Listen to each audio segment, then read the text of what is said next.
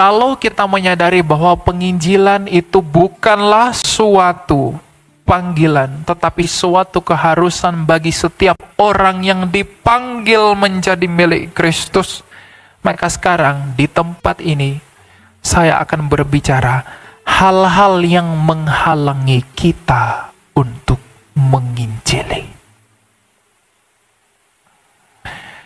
Kalau tadi pagi kita berbicara tentang bagaimana sebenarnya orang percaya sebagai ekspresi kecintaan dan kasihnya kepada Kristus adalah sebagaimana yang diteladankan oleh Rasul Paulus, bahwa ia berkata, celakalah aku kalau aku tidak menginjili.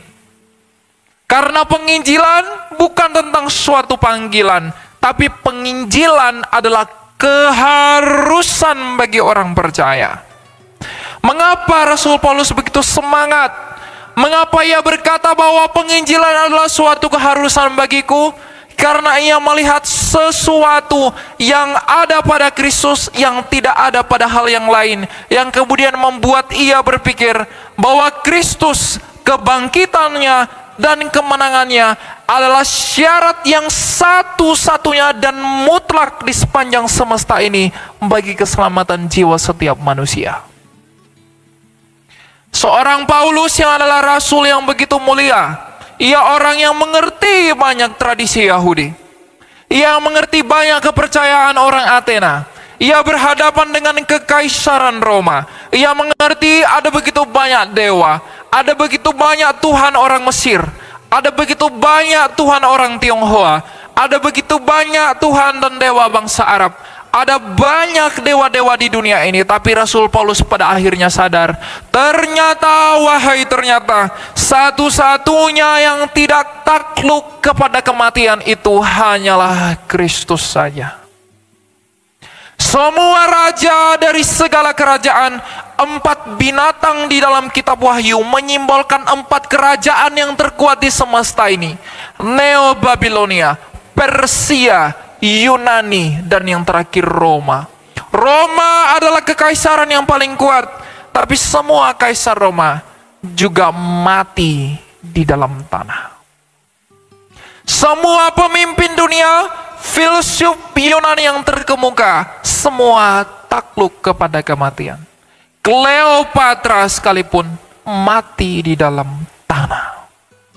Tetapi Rasul Paulus, sejak awal dia semangat sebagai seorang pembunuh, ia menyadari bahwa Kristus yang telah bangkit ini membuktikan bahwa memang dia adalah Tuhan dan Allah. Karena Allah itu hidup, tapi ia sendiri di dalam kebangkitannya membuktikan bahwa dialah sang hidup itu. Dan tidak ada yang seperti dia. Maka bagaimanapun semua orang, jikalau mau memperoleh hidup, harus percaya kepada Kristus yang satu-satunya jalan. Maka benarlah sabda Mesias yang hidup itu, bahwa akulah jalan dan kebenaran dan hidup, tak seorang pun yang dapat datang kepada Bapa kalau tidak melalui aku. Hal inilah yang direnungkan oleh Paulus, yang kemudian membuat ia berkata, karena Injil adalah berita kebangkitan, Injil adalah berita kemenangan Kristus, maka setiap orang manusia yang harus mati harus mendengarkan Injil ini. Jadi Injil dan pemberitaannya bukan lagi tentang panggilan, tapi keharusan bagiku jikalau aku mengasihi Allahku. Karena jikalau kita mengaku mengasihi Allah, maka kita melakukan perintah Allah. Sebab sabda Sang Bapa, yakni Kristus sendiri berkata, jikalau engkau mengasihi aku, engkau pasti melakukan perintahku. Apa perintah Kristus? Dalam Matius 28 ayat 19 dan berikutnya, ia berkata, pergilah, jadikanlah semua bangsa muridku, baptislah mereka dalam nama Bapa dan Putra dan Roh Kudus. Jadi jikalau kita mengaku mengasihi Kristus, kita harus memberi diri untuk dipersiapkan bagi penginjilan. Dan Paulus berkata, celakalah aku kalau aku tidak memberitakan Injil. Maka ujilah dirimu sendiri. Jadi jikalau Paulus telah melihat bahwa ada begitu hal yang begitu kuat, ada hal yang begitu mendasar yang membuat Rasul Paulus ingin menginjili semua orang, sehingga dia tidak takut mati, dia tidak memperdulikan penganiayaan, dia tidak memperdulikan penyisaan yang terjadi padanya oleh karena perintah-perintah Kristus. Maka ia sendiri berkata, sekalipun aku mengalami semuanya itu, Kristusku berkata aku berbahagia. Lalu apakah pentingnya penganiayaan manusia? Tetapi semangat yang seperti itu tidak akan pernah lahir tanpa pengenalan akan siapa kamu di hadapan Allah. Maka sekarang izinkan saya untuk memberitahu siapakah saya, siapakah kamu di hadapan Allah. Filipi 3 ayat 17 sampai 19. Saudara-saudara, ikutilah teladanku dan perhatikanlah mereka. Ini rasul yang sama, ia menulis dari penjara. Yang hidup sama seperti kami telah menjadi teladan bagimu. Sebab seperti yang telah kerap kali kukatakan kepadamu, dan yang kunyatakan pula sekarang sambil menangis, banyak orang yang hidup sebagai seteru salib Kristus. Kesudahan mereka ialah kebinasaan. Ilah mereka ialah perut mereka. Kemuliaan mereka ialah aib mereka. Pikiran mereka semata-mata tertuju pada perkara duniawi. Ilah mereka adalah perut mereka. Kemuliaan mereka ialah aib mereka. Pikiran mereka adalah hal-hal yang duniawi. Bukankah kita seperti ini? Inilah yang menghalangi setiap orang yang mengaku mengikut Kristus, pada akhirnya tidak sadar kepada panggilan sebagaimana Kristus telah memanggil Paulus menjadi rasulnya dan menjadi penginjil yang besar. Hal-hal inilah ketika ia memuliakan aibnya, ketika ia mengilahkan perutnya, kemudian ketika ia menganggap bahwa hal-hal dunia ini yang terpenting bagi dirinya, hal-hal inilah yang membuat manusia buta akan panggilan sebagaimana panggilan Kristus kepada Paulus. Selama kita memuliakan aib kita, selama kita menuhankan perut kita, selama kita berpikir tentang hal-hal duniawi ini, maka kita tidak akan pernah menemukan, maka kita tidak akan pernah merasa cocok dengan ucapan Rasul Paulus yang berkata bahwa aku wajib menginjili. Sebab penginjilan adalah berbuah bagi kemuliaan Allah, tetapi itu menyiksa dagingmu. Penginjilan itu akan menyakitimu, tetapi Kristus berkata berbahagialah kamu. Sekali lagi berbahagialah kamu. Orang-orang akan kesulitan mengerti bahwa celakalah aku jikalau aku tidak memberitakan Injil. Orang-orang akan kesulitan mengerti ucapan Paulus itu kalau mereka masih hidup di dalam mengilahkan hal-hal dunia, menuhankan perut mereka, berpikir tentang hal-hal duniawi. Maka mereka akan berkata, untuk apa aku menginjili? Aku akan kehilangan ini. Kalau aku memberitakan Yesus, mereka akan meninggalkan aku. Kalau aku taat kepada Kristus, bisnisku akan rusak. Apapun yang kulakukan, aku akan rugi. Jikalau kita memperdulikan hal-hal yang demikian, mengesampingkan Kristus bukan sebagai hal yang utama dalam hidup kita, lalu mengapa engkau dan saya menyebut dirimu Kristen?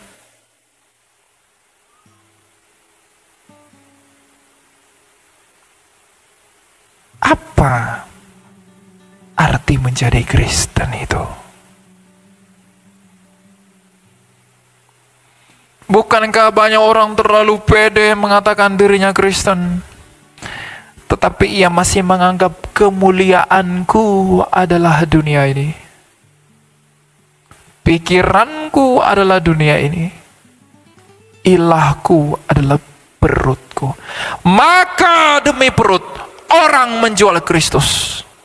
Maka demi tahta orang meninggalkan Kristus. Maka demi hal-hal duniawi ini orang mengkhianati Kristus. Ajaran yang benar tentang mengapa kita menjadi Kristen dikesampingkan. Tetapi ajaran yang sejati, panggilan sebagaimana Kristus telah memanggil semua muridnya untuk turut serta mengambil bagian di dalam perjamuan yang kasih-Nya, tidak diberitakan. Pengkhianatan yang terlihat adalah pengkhianatan yang biasa, tapi pengkhianatan yang dari dalam oleh ideologi kekristenan yang menyimpang itu lebih berbahaya. Maka tak heran Rasul Yohanes berkata, antikristus itu datang dari dalam. Kalau kita menuhankan, mengilahkan perut kita, kalau kita menganggap dunia ini adalah kemuliaan kita, maka saya dan kamu adalah lawan seterunya salib Kristus. Sebab kita tidak akan bisa terbuka melihat apa yang telah Kristus lakukan. Kita tidak akan bisa mengerti bagaimana panggilannya kepada kita untuk turut menderita di dalam penderitaannya kalau kita masih tertutup dengan hal-hal seperti itu. Untuk itulah Rasul Paulus meneladani dan mengajarkan kita dalam hal ini. Ia sendiri orang-orang yang penuh dengan hal-hal yang gilang gemilang dalam pandangan dunia. Tapi ketika ia bertemu kepada Kristus, ia berkata, semuanya itu kau anggap sampah. Karena hidupnya bukan lagi dia, hidupnya adalah Kristus. Karena jikalau hidupnya adalah Kristus, maka ia tidak lagi bersuka cita karena apa hal-hal dunia yang menaungi dia, tapi ia bersuka cita karena ia tahu Kristusnya itu hidup. Kemenangan, kebesaran, keagungan dan kemuliaan Kristus itu harusnya menjadi dasar dari segala tindakan orang Kristen yang mengaku dirinya telah hidup dan menjadi manusia baru di dalam baptisan. Tetapi jikalau kita tidak berpikiran hal yang demikian, apakah kita sudah bersatu dengan Dia? Terlebih lagi anak-anak muda, sekalipun berdiri di sini, sekalipun main musik di sana, sekalipun kamu menyanyi di sini, sekalipun kamu menyambut tamu di sana, kalau itu kamu lakukan bukan dengan motivasi karena kecintaanmu kepada Kristus, tapi kamu melihat sesuatu yang lain yang hanya menyenangkan dagingmu, itu tak berguna. Bukankah orang yang Tuhan tolak adalah orang yang menyebut dirinya Tuhan? Perhatikanlah, wahai anak-anak muda. Kemudaanmu sekarang Tuhan izinkan bukanlah untuk memuliakan dirimu di dalam rangka mengejar apa yang dimaksudkan dari dagingmu. Karena saya pun adalah orang berdosa. Kamu adalah orang berdosa. Seperti Paulus telah mengaku, maka aku pun mengaku, akulah yang pertama yang paling berdosa. Tetapi apakah kita sadar akan hal itu yang membawa kita kepada sikap meminta belas kasih kepada belas kasih Tuhan, agar Ia yang mengaruniakan kita hikmat yang baru, agar kita mengerti mana yang seturut dengan pikiran Kristus, mana yang berlawanan dengan pikiran Kristus, yang dengan demikian kita menjadi lawan salibnya Kristus. Anak-anak muda, kamu dipanggil bukan untuk hidup di dalam kemudaanmu menyanyiakan waktumu, sebab banyak orang yang lebih muda dari kamu telah mati, dan ketika dia mati tidak ada kemuliaan di wajahnya. Semua orang akan berlalu. Tapi sekarang bayangkanlah, pikirkanlah, ketika kita mati, apakah yang akan kamu jawab ketika kamu berhadapan dengan tahta pengadilan Kristus? Ketika Elia mati, saya mati, lalu saya berhadapan dengan Kristus. Wahai Elia Myron, apa yang telah kamu lakukan bagiku di dalam anugerah yang kuberikan bagimu? Apakah yang akan kujawab? Wahai engkau anak muda, aku telah memberikan engkau banyak privilege, memberikan engkau fasilitas, hidup terlahir dari keluarga yang baik, hidup terlahir dengan hal-hal seperti ini. Maka sekarang ketika engkau mati, apakah yang udah engkau lakukan bagiku? Ketika Kristus mau mempertanyakan itu, apakah yang akan kamu jawab? Ujilah dirimu sendiri. Dengan demikian saya pun menguji diri saya sendiri. Maka kalau kita tidak tahu apa yang akan kita jawab, maka mulai sekarang benarlah perkataan Paulus. Penginjilan adalah keharusan bagiku. Bukan dunia ini adalah kemuliaanku. Aku tidak bermahkotakan hal-hal yang dipandang dunia ini hebat, sebab Kristus sendiri tidak datang dengan semua kemuliaan dunia ini. Karena ia sendiri bersabda, kerajaanku bukan dari dunia ini. Mengikut Kristus itu tidak akan pernah dengan jalan menjadi sama seperti dunia. Banyak anak-anak muda berpikir, dengan menjadi sama seperti dunia, mengikuti gaya hidup dunia, maka saya bisa menjadi berkenan di hadapan Kristus. Tidak. Karena lawan Kristus adalah dunia. Apakah Anda sadar baru-baru ini banyak sekali fenomena orang meninggalkan Yesus? Murtad menjual Yesus. Demi apa? Demi uang. Demi harta, demi tahta, demi wanita, dan demi banyak hal yang memuaskan keinginan dagingnya. Tetapi Paulus berkata, kesudahan mereka ialah kebinasaan. Orang jual Yesus, orang tinggalkan Yesus demi harta, demi tahta, demi dunia, dan lain sebagainya. Itu adalah hal yang membinasakan mereka. Mereka berusaha mengejar semuanya itu agar hidup lebih lama. Sebenarnya tujuan mereka adalah kebahagiaan, agar mereka punya uang yang banyak. Bagaimana caraku punya uang yang banyak? Aku meninggalkan Yesus agar aku bebas mengumpulkan uang. Yang dengan uang itu ketika aku sakit, aku bisa pergi ke rumah sakit yang termahal agar mengobati aku, memberikan aku obat suplemen agar aku semakin panjang umur. Dia lupa kalau bagaimanapun ia akan mati. Seharusnya kalau tujuan hidupmu adalah memperoleh hidup, bukankah sebenarnya tidak ada alasan bagimu menolak Kristus, sebab hanya Dialah satu-satunya yang telah hidup. Jadi kalau orang menjual Yesus demi memperjuangkan hidupnya, kamu sedang ditipu oleh iblis. Karena yang kamu percayai di luar Kristus, bukankah mereka semua sudah mati? Apa yang orang mati bisa lakukan buat kamu? Jadi kalau anak-anak muda berpikir, enggak apa-apa, aku menjual Yesus, yang penting aku berbuat baik, yang penting aku berkenan dengan keluargaku. Tapi apakah engkau berkenan di hadapan Allah? Tidak ada yang berkenan. Saya sama sekali tidak berkenan di hadapan Allah. Kamu pun tidak berkenan di hadapan Allah. Maka kita meminta belas kasih Allah, tetapi jangan sengajakan dirimu untuk tidak diperkenankan oleh Allah dalam maksud bermusuhan dengan Dia dengan menjadi musuh salib Kristus, dengan murtad dari Dia. Jadi kalau ada orang meninggalkan Kristus demi hal-hal yang lain di dunia ini, sungguh malang, sungguh kasihan. Dan kita semua harus memberi doa untuk mereka. Kalau ada keluargamu sudah meninggalkan Yesus, doakan mereka. Jangan hakimi. Meskipun engkau tahu mereka akan binasa, tapi doakan. Karena bagaimanapun, pada akhirnya mereka akan berhadapan dengan pengadilan Tuhan. Maka sekarang, saudara-saudara, pikirkanlah, apakah yang kamu anggap sebagai kemuliaanmu?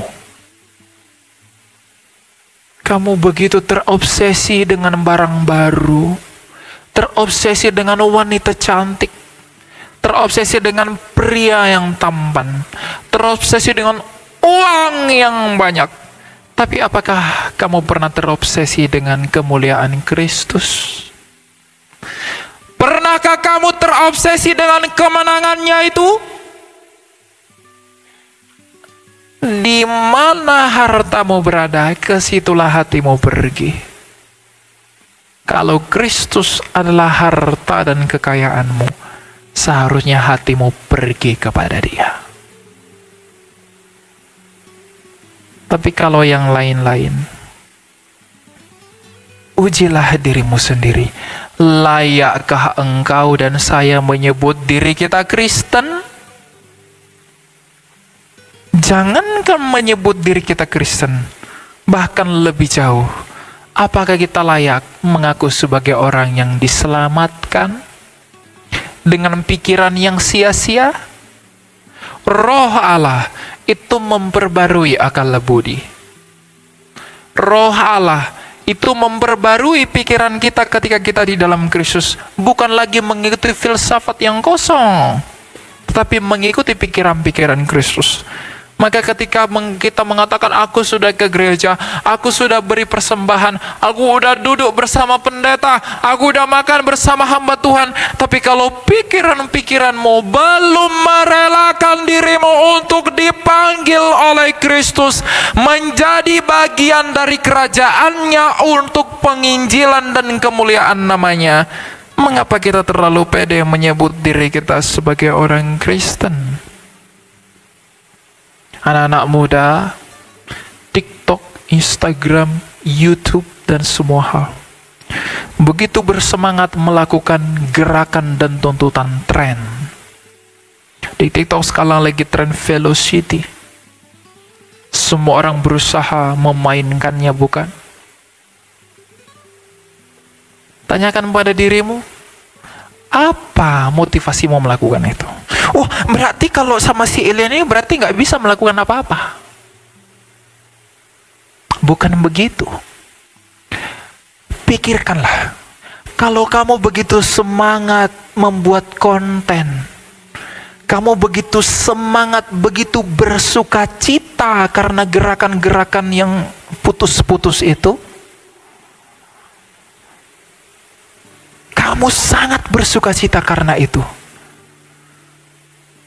Renungkanlah, pernahkah kamu dengan semangat yang serupa karena Kristusmu? Pernahkah kamu bersuka cita oleh karena kamu melihat betapa mengagumkannya Yesus Kristus itu, sehingga saking kagumnya kamu kepada Dia, maka kamu semakin mencintai Dia, kamu semakin radikal akan cintamu kepada Dia. Maka ucapan Paulus yang berkata, celakalah aku kalau tidak memberitakan Injil, itu akan menjadi benar bagimu, tapi itu akan menjadi berat bagi orang yang masih menganggap perutnya adalah ilahnya, dunia adalah kemuliaannya. Itu akan sulit dipahami oleh orang-orang seperti itu. Maka ketika kita mengerti bahwa dunia bukanlah kemuliaan saya dan kamu, perut kita, perut untuk makanan, makanan untuk perut. Jadi jangan berdebat, boleh makan babi atau tidak. Itu jangan permasalahkan. Karena Kristus adalah makanan yang membuat kamu hidup. Maka pernahkah saya dan kamu mengizinkan dan memperkenankan Dia untuk masuk ke dalam perut kita, untuk memperbaharui hal-hal jiwa dan rohani kita? Sebentar lagi kita akan Paskah dan saya diundang untuk mengisi Paskah di sini. Nanti saya akan berbicara tentang apa yang Kristus lakukan. Tapi sebelum itu terjadi, renungkanlah.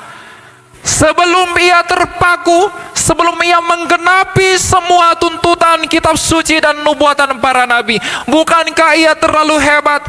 Bukankah Ia terlalu agung? Bukankah Ia terlalu suci untuk terpaku di kayu salib itu oleh karena kamu? Layakkah saya orang yang hina ini menerima Dia dalam kekudusannya? di mana malapetaka itu tidak ditimpakan kepada saya tetapi kepada dia sendiri. Seharusnya jikalau manusia sadar tentang perkara-perkara batinia, dia bersyukur mengingat apa yang Kristus Yesus lakukan. Dia akan bersyukur mengingat apa yang Tuhannya lakukan untuk dia, bukan untuk Tuhannya sendiri. Maka rasa syukur itu akan membuat kamu berani menerima bahwa celakalah aku kalau tidak memberitakan Injil. Sekali lagi, celakalah aku kalau aku tidak memberitakan Injil. Wahai anak muda, kamu pergi ke tempat-tempat bagus, kamu cari produk-produk bagus agar aku glowing, ya. Bajuku bagus begini segala macam. Kamu datang ke sini tidak perlu baju bagus. Kamu di sini pakai baju bagus, sepatu bagus, apa semua, tapi hatimu jauh dari dia, tidak berguna.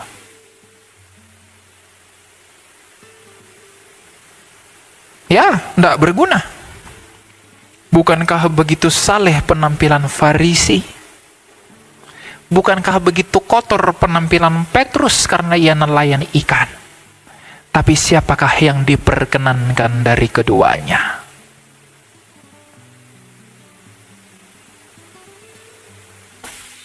Jangan fokus untuk memuliakan hal-hal dunia ini.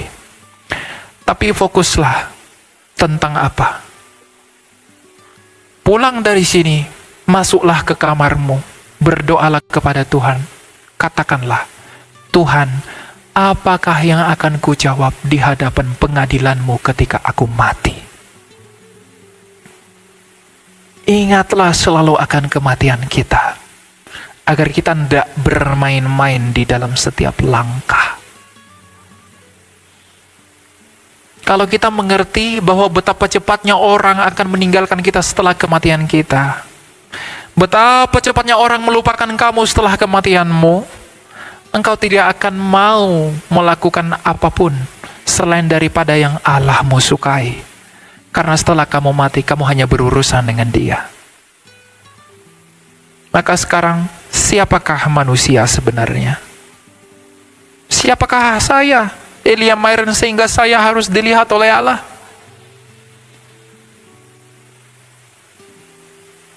Saya setiap hari hanya merancangkan yang buruk, sedangkan ia sibuk merancangkan yang baik. Ia melakukan hal-hal yang mulia, dan saya hanya membalas dengan dosa. Pernahkah kita mengakui hal seperti itu di hadapan Allah?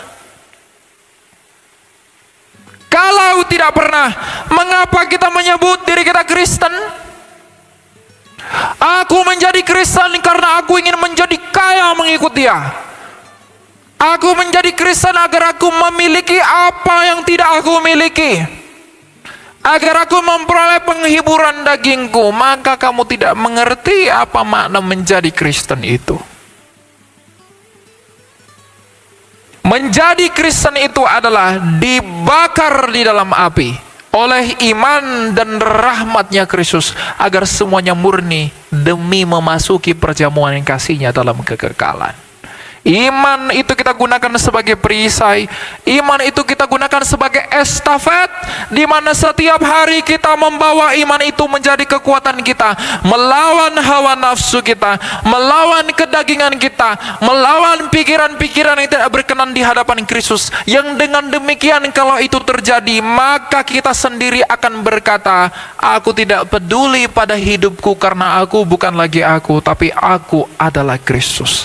Jadi jikalau kita semua harus memberi diri bagi kemuliaan dan pewartaan Injil, maka bukankah seharusnya kita tidak perlu memusingkan soal penghidupan kita?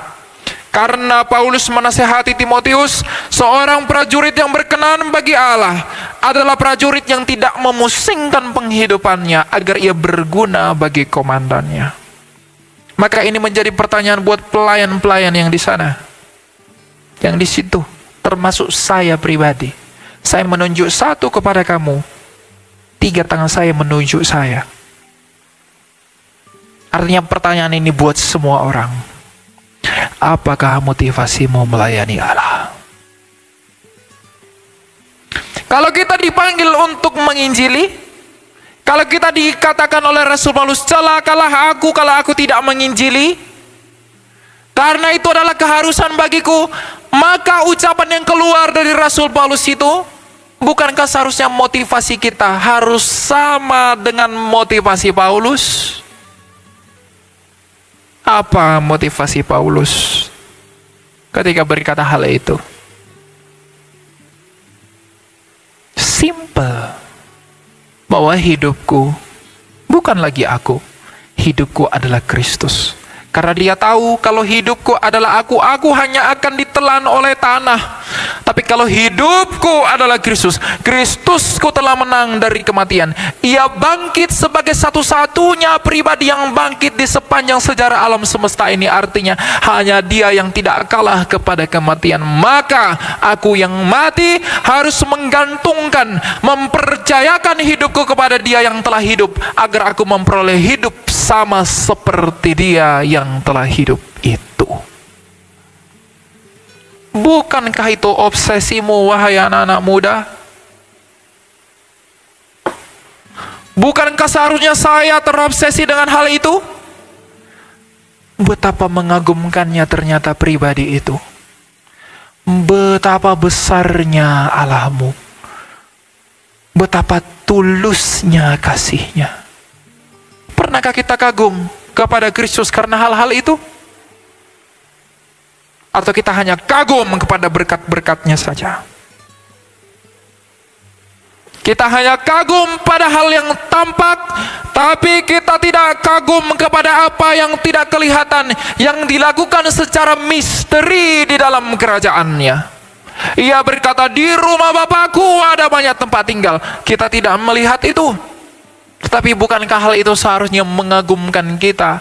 Betapa murah hatinya Kristus itu. Ia telah mempersiapkan yang terbaik bagiku, sedangkan aku ini bukanlah apa-apa. Apa susahnya Tuhan itu membinasakan kita semua? Ia menciptakan manusia yang lain, Bapak Ibu. Tapi ia tidak mau. Karena sekalipun kita ini hina, kita ini berdosa, dia setia pada janjinya agar kita dipulihkan menjadi anggota kerajaannya. Lalu, apakah alasan yang cukup untuk tidak mengagumi dia lebih dari apapun? Inilah sumber kekagumanmu, sebagaimana semua murid telah kagum kepada karya keselamatan Kristus. Ketika Petrus berkhotbah di Roma, sementara ia disalibkan terbalik, ia masih tetap menginjili. Sementara tubuhnya dicabik-cabik, ia tetap memberitakan Injil.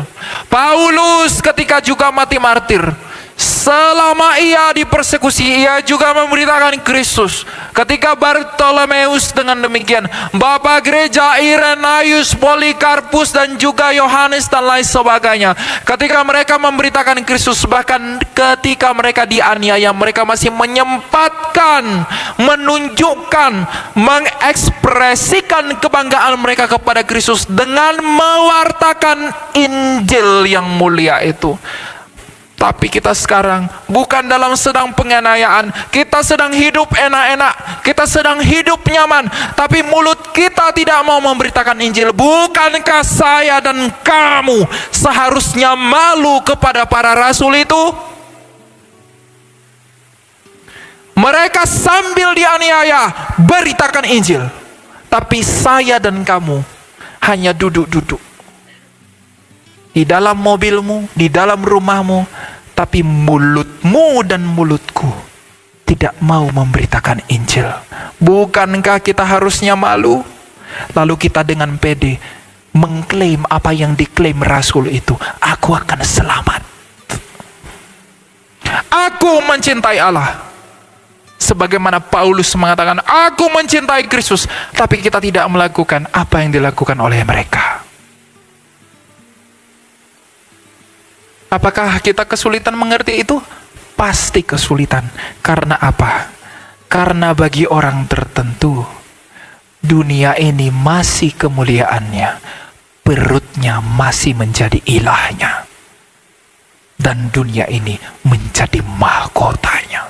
Selama itu tidak dilepas, jangan berharap akan memiliki pengertian tentang mengapa Injil dan kabar baik itu harus diberitakan. Karena itu saudara-saudara, sebagaimana Paulus Rasul kita yang mulia telah menasihatkan, maka melalui surat Rasul Paulus ini aku juga menasihatkan diriku sendiri dan kamu, setialah di dalam Kristus. Bukan hanya setia, menginjililah.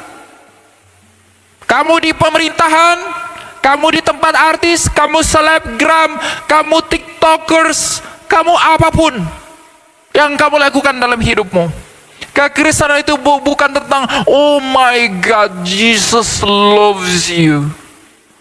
Bukan itu.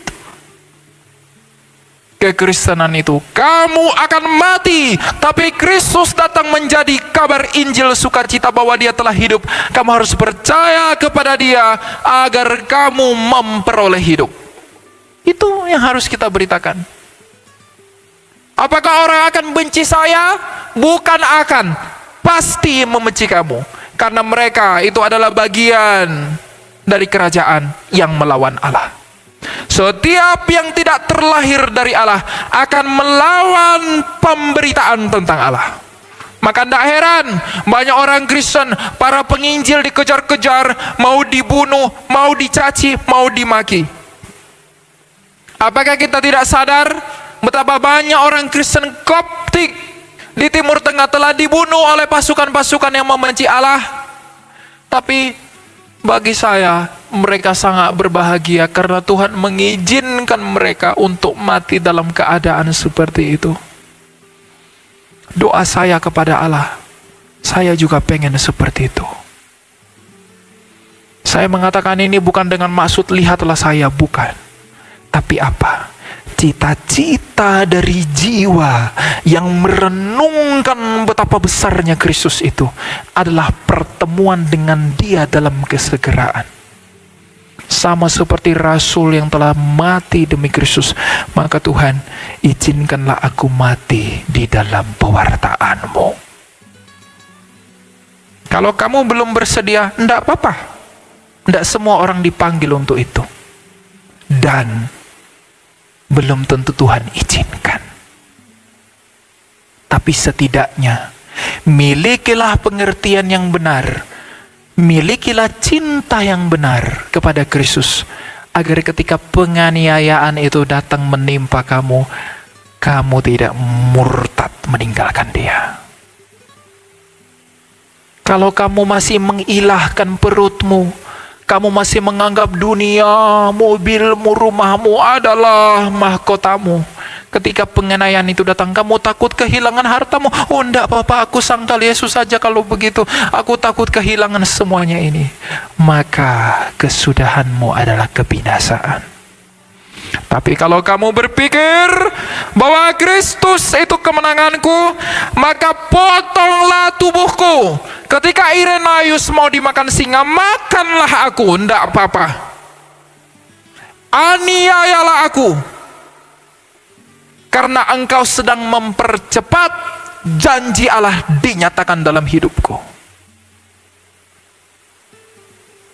Setiap orang yang mengerti kedalaman karya Kristus tidak akan pernah takut mati demi Kristus.